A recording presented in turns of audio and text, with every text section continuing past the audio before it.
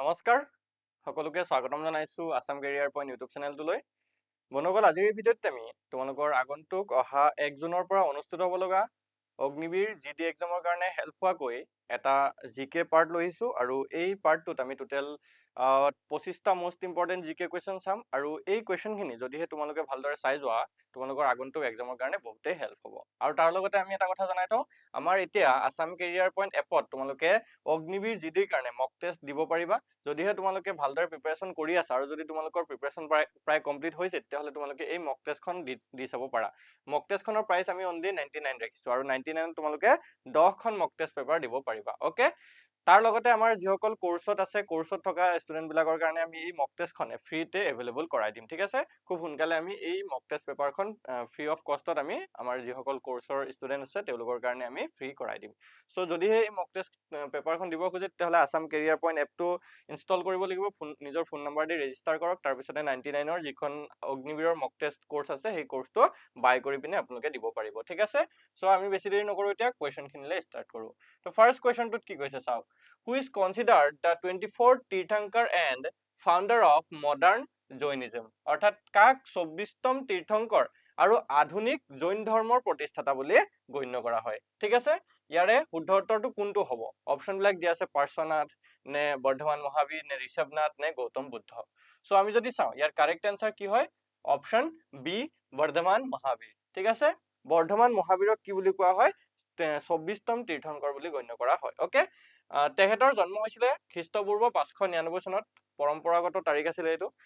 বৰ্ধমান হিচাপে জন্মগ্ৰহণ কৰিছিল বিহাৰৰ কুন্দগ্ৰামৰ এটা ৰাজ পৰিয়ালত। ওকে, তেখেতে 30 বছৰ বয়সত পিতৃ মাতৃৰ মৃত্যুৰ পিছত জ্ঞান দীক্ষা ত্যাগ কৰে। ওকে, 12 বছৰ ধৰি তেখেতে তীব্ৰ ধ্যান আৰু কঠোৰ তপস্যাৰ অন্তত 42 বছৰ বয়সত তেখেতে কেৱল জ্ঞান অৰ্থাৎ সৰ্বজ্ঞান লাভ কৰে। সো এই কথাখিনি আমি জানি থোৱাটো ভাল।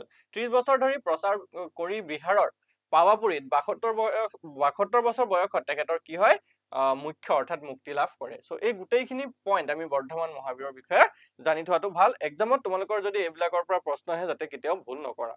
Next 2 number question, Harshacharita the biography of Harsha was written by, Harshacharita যিখন হৰ্ষৰ জীৱনী আছিল সেইখন কোনে লিখিছিলে? ঠিক আছে, হৰ্ষচৰিতখন কোনে লিখিছিলে? হিউৱেন চাং নে বাণভট্ট নে বৰাহ মিহিৰ নে হৰ্ষ নিজেই, মানে হৰ্ষবৰ্ধনে নিজে লিখিছিলে? সো আমি যদি চাওঁ ইয়াৰ কাৰেক্ট এনসাৰ কি হয়, বাণভট্ট। ঠিক আছে, সপ্তম শতিকাৰ ৰজা হৰ্ষবৰ্ধনৰ জীৱনী হৰ্ষচৰিত। এতিয়া এই হৰ্ষচৰিতত কিহৰ বিষয়ে উল্লেখ আছে আমি যদি চাওঁ, কিহৰ বিষয়ে উল্লেখ পোৱা যাব? হৰ্ষবৰ্ধনৰ জীৱনীৰ বিষয়ে উল্লেখ পোৱা যাব। আৰু এইটো কোনে লিখিছিলে? বাণভট্টই লিখিছিলে। তেখেতে এইটো ৰচনা কৰিছিলে। বাণভট্ট হৰ্ষ ৰজাৰ অৰ্থাৎ হৰ্ষবৰ্ধনৰ দৰবাৰী কবি আছিলে। এই কথাটো মনত ৰাখি থোৱাটো ভাল। তোমালোকৰ পৰীক্ষাত প্ৰশ্ন আহিব পাৰে যে হৰ্ষবৰ্ধনৰ ৰাজ কবি বা দৰবাৰী কবি কোন আছিলে? তো তেখেত আছিলে বাণভট্ট। ঠিক আছে, আৰু সম্ৰাটৰ প্ৰাথমিক জীৱন, বংশ আৰু ৰাজত্বৰ বিষয়ে 8টা অধ্যায়ত এই সামৰিক সংস্কৃত ভাষাত এই যিখন হৰ্ষচৰিত গ্ৰন্থ আছে এইখন লিখিছিলে। ওকে, নেক্সট আমি যদি চাওঁ 3 number question, which is the highest mountain peak in India? এতিয়া ভাৰতৰ কথা সুধিছে। ইয়াতে যদি তোমালোকে চোৱা ভাৰতৰ কথা যদি সুধে কোনটো হ'ব? ভাৰতৰ সৰ্বোচ্চ পৰ্বত শৃংগ ইয়াতে কাঞ্চনজংঘা হ'ব নে নন্দা দেৱী নে K2 নে কামেট? ইয়াতে মাউণ্ট এভাৰেষ্টটো নাহে। যদিহে পৃথিৱীৰ আটাইতকৈ ওখ শৃংগ বুলি ক'লেহেঁতেন তেতিয়া কিন্তু মাউণ্ট এভাৰেষ্টৰ কথা আহিলেহেঁতেন। যিহেতু ইয়াত ভাৰতৰ কথা সুধিছে তেতিয়া এইটো হৈ যাবগে অপশ্যন এ কাঞ্চনজংঘা। ওকে, মনত ৰাখি থবা। সৰ্বোচ্চ শৃংগটো হৈছে কাঞ্চনজংঘা। ইয়াৰ উচ্চতা হৈছে 8586 মিটাৰ। ওকে, ই ক'ত অৱস্থিত হয়? ছিকিমৰ অৰ্থাৎ হিমালয় পৰ্বতমালাত অৱস্থিত হয়। ক'ত আছে? ছিকিমত আছে। সম্পূৰ্ণভাৱে ভাৰতৰ ভিতৰত সৰ্বোচ্চ শৃংগ হৈছে নন্দা দেৱী। ইয়াৰ যদি আমি উচ্চতাটো চাওঁ 7816 মিটাৰ। ওকে, ই ক'ত আছে? গড়ৱাল হিমালয়ত আছে, উত্তৰাখণ্ডত। সো বাকি আমি নেক্সট কুৱেশ্যনটোলৈ যাওঁ, which is the longest coast line state in India? আমি যদি চাওঁ ভাৰতৰ আটাইতকৈ দীঘলীয়া উপকূল ৰেখা থকা ৰাজ্যখন কোনখন হয়? ভাৰতৰ আটাইতকৈ দীঘলীয়া উপকূল ৰেখা থকা বা উপকূলীয় ৰাজ্যখন কোনখন হয়? উপকূলীয় ৰাজ্য বুলি ক'লে আমি কি বুজি পাওঁ যে সাগৰপৰীয়া যিখন ৰাজ্য আছে। ঠিক আছে, মানে সাগৰৰ যিটো এৰিয়া আছে সেইটো চবতকৈ বেছি কোনখন ৰাজ্যত আছে? সাগৰ পাৰ। সো এইটো যদি চাওঁ তামিলনাডু হ'ব নে গুজৰাট নে কেৰেলা নে মহাৰাষ্ট্ৰ? ইয়াৰ যদি আনসাৰ চাই এইটো হৈ যায় অপশ্যন বি গুজৰাট। ওকে, আটাইতকৈ দীঘল উপকূলীয় ৰাজ্যখন হৈছে গুজৰাট। ইয়াৰ উপকূলৰ যিটো সীমা আছে সেইটো প্ৰায় 1600 কিলোমিটাৰ হয়। মুঠ ভাৰতীয় উপকূল হৈছে ৭৫১৬ কিলোমিটাৰ, এইটো মুঠ দেই, আৰু এইখন অকল গুজৰাটৰে হয় ১৬০০ কিলোমিটাৰটো। নেক্সট কুৱেশ্যন যদি আমি চাওঁ, which is the highest waterfall in India? ভাৰতৰ আটাইতকৈ ওখ, বা আমি যদি চাওঁ আটাইতকৈ ওখ বুলি কৈছে, ওখ জলপ্ৰপাতটো কোনটো হয়? ৱাটাৰফল, আটাইতকৈ ওখ জলপ্ৰপাত, জগ জলপ্ৰপাত নে কুঞ্চিকল জলপ্ৰপাত নে দুধসাগৰ নে অৰিথ্যপিল্লি জলপ্ৰপাত? সো ইয়াৰ ৰাইট আনসাৰটো হৈ যাবগে অপশ্যন বি, কুঞ্চিকল জলপ্ৰপাত। আৰু এই কুঞ্চিকল জলপ্ৰপাতটো আমি যদি চাওঁ ক'ত আছে, সো এইটো আটাইতকৈ ওখ কুঞ্চিকল জলপ্ৰপাতটো 455 মিটাৰ হয়, কৰ্ণাটকত আছে, ঠিক আছে, এইটো মনত ৰাখি থবা, কৰ্ণাটকত আছে, আৰু কিমান ওখ হয়? 455 মিটাৰ। দ্বিতীয় সৰ্বোচ্চটো যদি চাওঁ বাৰেহি পানীৰ জলপ্ৰপাত, এইটো 399 মিটাৰ, এইটো আছে উৰিষ্যাত। আটাইতকৈ ওখ প্লাঞ্চ জলপ্ৰপাত যদি আমি চাওঁ, এইটো হৈছে নুহকালিকাই জলপ্ৰপাত, আৰু এইটো আছে মেঘালয়ত। সো এইখিনি কথা আমি জানি থোৱাটো ভাল। আৰু এটা কথা ইয়াতে আমি জনাই থওঁ, যদিহে ইণ্ডিয়ান আৰ্মি অগ্নিবীৰৰ কাৰণে তোমালোকে আছামিজ মিডিয়ামত PDF বিচাৰি আছা, তেতিয়াহ'লে আমাৰ ইয়াতে PDF খিনি আমি তৈয়াৰ কৰিছো তোমালোকৰ কাৰণে, কাৰণ আছামিজ মিডিয়ামত তোমালোকে ভাল কিতাপ নোপোৱা। তোমালোকে যদি ভাল কিতাপ চাবলৈ যোৱা হিন্দী মিডিয়াম বা ইংলিছ মিডিয়ামত পাবা। সো আমি সেই হিন্দী আৰু ইংলিছ মিডিয়ামৰ যিবিলাক কিতাপ আছে, সেই কিতাপখিনিৰ পৰা আমি কুৱেশ্যনখিনি আছামিজ মিডিয়ামত তোমালোকৰ কাৰণে বনাইছো। সো যদি তোমালোকৰ এই PDFটো এতিয়া লাগে, অনলি 149 ৰুপিছত পাই যাবা। অ'কে, 149, এইটো 199ত পৰা নহয়, এতিয়া অনলি 149 ৰুপিছত পাই যাবা। যদিহে তোমালোকৰ এই PDFটো লাগে অগ্নিবীৰৰ কাৰণে, ইয়াতে তোমালোকে GK, সায়েন্স, গণিত আৰু ৰিজনিং, এই 4টা সাবজেক্টৰ PDF পাই যাবা, মানে গোটেইখিনি কুৱেশ্যন তাতে ইয়াতে আছে। অ'কে, 45খতকৈ বেছি কুৱেশ্যন আছে, 15খন আৰ্হি প্ৰশ্ন কাকতো ইয়াতে পাই যাবা। সো গোটেইখিনি বস্তু অনলি 149ত পাই যাবা। যদি লাগে তেতিয়াহ'লে তোমালোকে এই নাম্বাৰটোত এবাৰ হোৱাটছএপত মেছেজ কৰিবা। অ'কে, হোৱাটছএপত এটা মেছেজ দিবা আৰু জনাই দিবা যে তোমালোকৰ অগ্নিবীৰৰ PDFটো লাগে। সো আমি এটা তোমালোকক QR কোড সেন্ড কৰি দিম, তাত পেমেন্ট কৰি দিয়াৰ লগে লগে তোমালোকে PDFটো পাই যাবা, ঠিক আছে। সো এতিয়া আমি আগবাঢ়ো আমাৰ পৰৱৰ্তী প্ৰশ্নটোলৈ। Jog falls is located in which state? Jog জলপ্ৰপাত কোনখন ৰাজ্যত আছে বুলি সুধিছে। কোন ৰাজ্যত অৱস্থিত হয় জগ জলপ্ৰপাত? কেৰেলাত নে কৰ্ণাটক নে তামিলনাডু নে মহাৰাষ্ট্ৰ? সো আমি যদি চাওঁ ইয়াৰ যিটো ৰাইট আনসাৰ, সেইটো হৈছে অপশ্যন বি, কৰ্ণাটক। তো কৰ্ণাটকত আছে, ইয়াৰ জিলাখন হৈছে শিমোগা, ঠিক আছে, কৰ্ণাটকৰ শিমোগা জিলাত এই জগ জলপ্ৰপাতটো অৱস্থিত হয়, ঠিক আছে। তো আমি next কুৱেশ্যনটোলৈ আগবাঢ়ো। Which is the largest freshwater lake in India? ভাৰতৰ আটাইতকৈ ডাঙৰ মিঠা পানীৰ হ্ৰদ কোনটো হয়?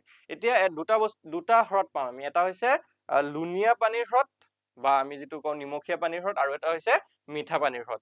এতিয়া ইয়াত তোমাক সুধিছে যে আটাইতকৈ ডাঙৰ মিঠা পানীৰ হ্ৰদ, সো সেইটো হৈছে অপশ্যন বি, উলাৰ লেক বা উলাৰ হ্ৰদ। আৰু এই উলাৰ হ্ৰদ ক'ত আছে আমি যদি চাওঁ, এইটো জম্মু কাশ্মীৰত আছে, মনত ৰাখি থবা। উলাৰ হ্ৰদ ক'ত আছে? জম্মু কাশ্মীৰত, বান্দিপুৰা জিলাত জম্মু কাশ্মীৰত আছে।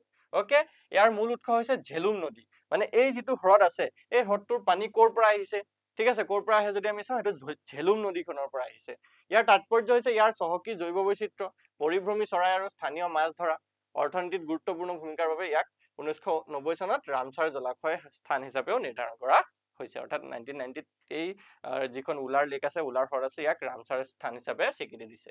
নেক্সট কুৱেশ্যনটো যদি আমি চাওঁ, Dal lake is located in which state or union territory?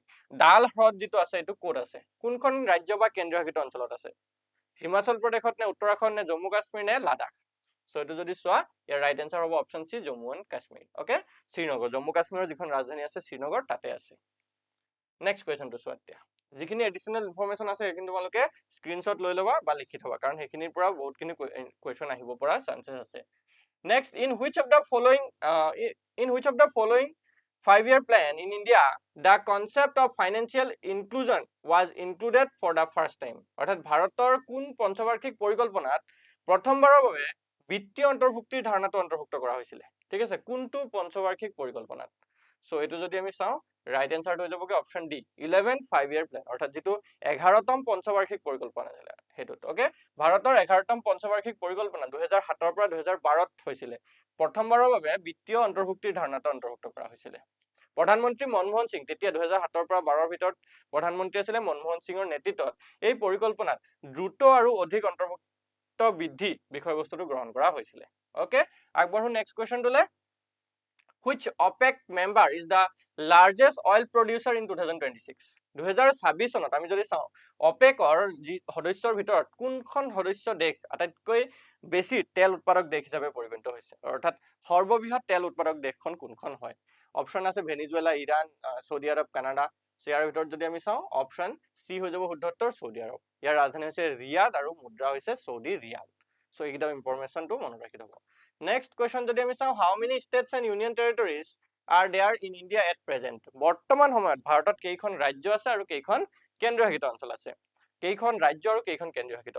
29 আৰু 7 নে 28 8 নে 28 9 নে 27 আৰু 8? চ' আমি যদি চাওঁ ৰাইট এনচাৰ হ'ব option B 28 states and 8 union territories.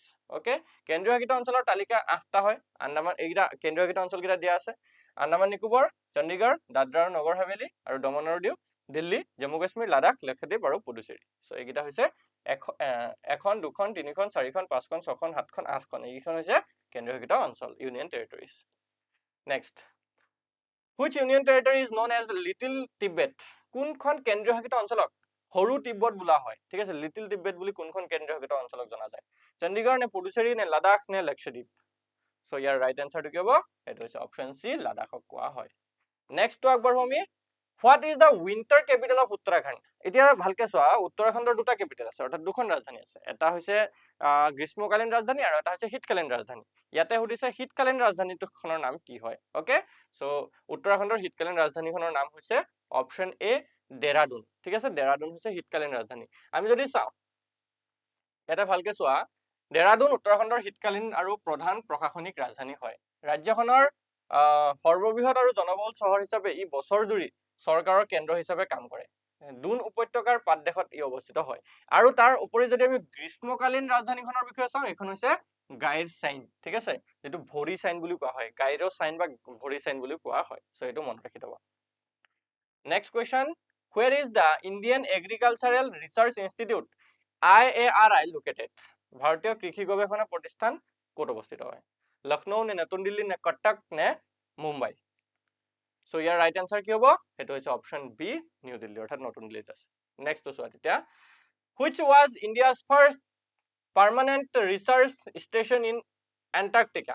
ভাৰতৰ প্ৰথম স্থায়ী গৱেষণা কেন্দ্ৰটো কোনটো আছিল এণ্টাৰ্কটিকাত? ঠিক আছে, এণ্টাৰ্কটিকাৰ ভাৰতৰ প্ৰথম স্থায়ী গৱেষণা কেন্দ্ৰটো কোনটো আছিলে?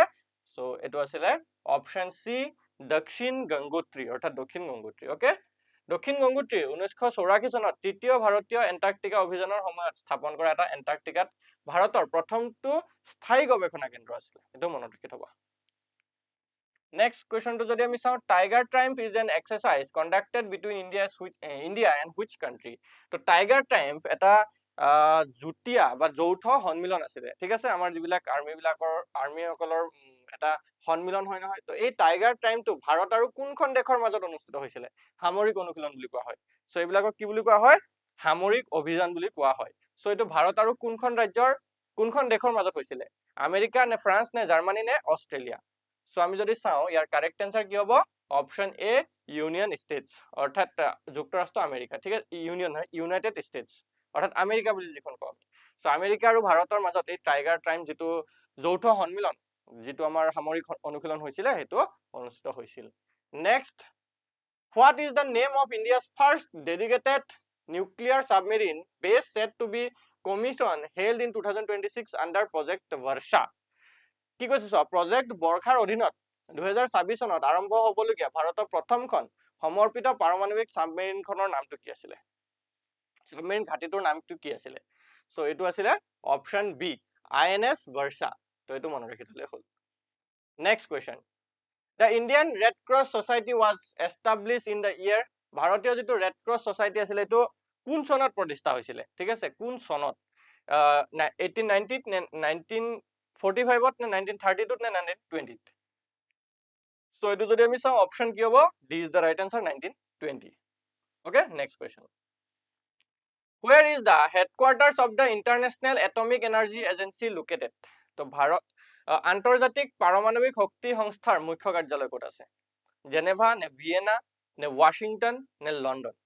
চ' আমি যদি চাওঁ এইটো হ'ব অপশ্যন বি, ভিয়েনা। অ'কে, অষ্ট্ৰিয়াৰ ভিয়েনাত এইটো অৱস্থিত হয়। Next, RBI headquarter located in which city? RBI অৰ্থাৎ ৰিজাৰ্ভ বেংক অফ ইণ্ডিয়া, ভাৰতীয় ৰিজাৰ্ভ বেংকৰ যিটো হেডকোৱাৰ্টাৰ বা মুখ্য কাৰ্যালয়টো ক'ত আছে? চেন্নাই নে মুম্বাই নে কলকাতা নে নিউয়ৰ্ক? নিউয়ৰ্কটো হ'ব নোৱাৰে, কাৰণ আমাৰ এইটো ভাৰতৰ হয়, ৰিজাৰ্ভ বেংক অফ ইণ্ডিয়া যিহেতু হয়, নিউয়ৰ্ক হ'ব নোৱাৰে। তো এইকেইটাৰ ভিতৰত যদি আমি চাওঁ মুম্বাই হ'ব right answer, option B. Okay, ভাৰতীয় ৰিজাৰ্ভ বেংকৰ মুখ্য কাৰ্যালয় মহাৰাষ্ট্ৰৰ মুম্বাইত অৱস্থিত হয়। 1935 চনৰ 1 এপ্ৰিলত ভাৰতীয় ৰিজাৰ্ভ বেংক প্ৰতিষ্ঠা হৈছিলে, এইটো মনত ৰাখি থবা। 1935 চনৰ 1 এপ্ৰিলত। আৰু 1937 চনত ইয়াৰ কেন্দ্ৰীয় কাৰ্যালয় স্থায়ীভাৱে মুম্বাইলৈ স্থানান্তৰিত হৈছিলে। প্ৰথমতে এই যিটো 1935 চনৰ 1 এপ্ৰিলত প্ৰতিষ্ঠা হৈছিল তেতিয়া কলিকতাত আছিলে। ওকে, তো চোৱা, কলকাতাত কেন্দ্ৰীয় বেংক প্ৰতিষ্ঠা হৈছিলে। কিন্তু 1937 চনত এই যিটো মুম্বাই যে আমি পাইছো এতিয়া বৰ্তমান যিটো হেডকোৱাৰ্টাৰ, এইটো 1937 চনতহে মুম্বাইত প্ৰতিষ্ঠা হৈছিলে।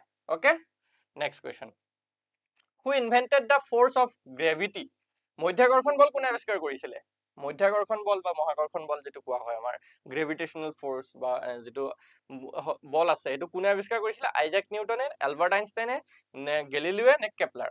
সো আমি যদি চাওঁ, এইটো হ'ব option A, Isaac Newton. Okay, sir Isaac নিউটনক পৰম্পৰাগতভাৱে 1666 চনত আপেলৰ পতন চোৱাৰ পৰা অনুপ্ৰাণিত হৈ সাৰ্বজনীন মহাকৰ্ষণ তত্ত্ব আৱিষ্কাৰ কৰে।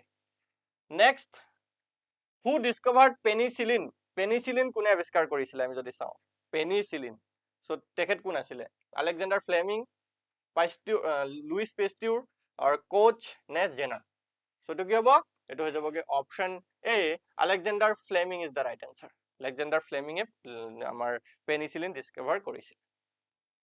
Next, according to the 2011 census, which religious community has the highest population percentage in India? 2011 চনৰ যদি লোকপিয়ল আমি চাওঁ, সেই লোকপিয়ল মতে ভাৰতৰ কোনটো ধৰ্মীয় সম্প্ৰদায়ৰ জনসংখ্যাৰ শতাংশ সৰ্বাধিক আছিলে? অৰ্থাৎ ভাৰতত কোনটো ধৰ্মীয় লোক বেছিকে আছে? মুছলিম ধৰ্মীয় অৰ্থাৎ ইছলাম ধৰ্মীয়, নে খ্ৰীষ্টিয়ান, নে হিন্দু, নে শিখ? সো আমি যদি চাওঁ, ইয়াৰ ৰাইট এনসাৰ হ'ব অপশ্যন চি, হিন্দু। হিন্দু ধৰ্মৰ লোক অৰ্থাৎ সংখ্যাগৰিষ্ঠতা যদি আমি চাওঁ, হিন্দু ধৰ্মৰ লোকসকল বেছিকে আছিলে। হিন্দু ধৰ্ম 79.8% আছিলে, মুছলমান আছিলে, ইছলাম ধৰ্মীয় আছিলে 14.2%, খ্ৰীষ্টিয়ান আছিলে 2.3%, শিখ আছিলে 1.7%, বুদ্ধ লোকসকল মানে বুদ্ধিজিমৰ যিটো লোক আছিলে তেখেত আছিলে 0.7%, আৰু জৈন ধৰ্মৰ লোক আছিলে 0.4%। Okay, next question. In which Indian state do Sikhs form a majority of the population? ভাৰতৰ কোন ৰাজ্যত শিখসকলৰ জনসংখ্যা সৰ্বাধিক হয়? হাৰিয়ানা, পাঞ্জাব, দিল্লী আৰু জম্মু কাশ্মীৰ? সো আমি যদি চাওঁ, ইয়াৰ ৰাইট এনসাৰ হ'ব অপশ্যন বি, পাঞ্জাব। পাঞ্জাবত শিখ ধৰ্মৰ লোকসকল বহুত বেছিকে আছে। নেক্সট আৰু লাষ্ট কুৱেশ্যন এইটো, which is the capital of North Korea? উত্তৰ কোৰিয়াৰ ৰাজধানী কি হয়? ওকে, উত্তৰ কোৰিয়া বা উত্তৰ কোৰিয়াৰ ৰাজধানী কি হ'ব? বেইৰুট, ৰেহৰান, या পিয়ংয়াং, নে কুৱেইট চিটি? সো এইটো হৈ যাবগে অপশ্যন চি, পিয়ংয়াং। ঠিক আছে, উত্তৰ কোৰিয়াৰ যিটো ৰাজধানী হয় সেইটো হৈছে পিয়ংয়াং। সো আজি ক্লাছত এইখিনি কুৱেশ্যনে আছিলে। যদিহে তোমালোকৰ ক্লাছটো ভাল লাগি থাকে, ভিডিঅ'টো এটা লাইক কৰি দিবা আৰু আমাৰ চেনেলটো ছাবস্ক্ৰাইব কৰি দিবা। ধন্যবাদ।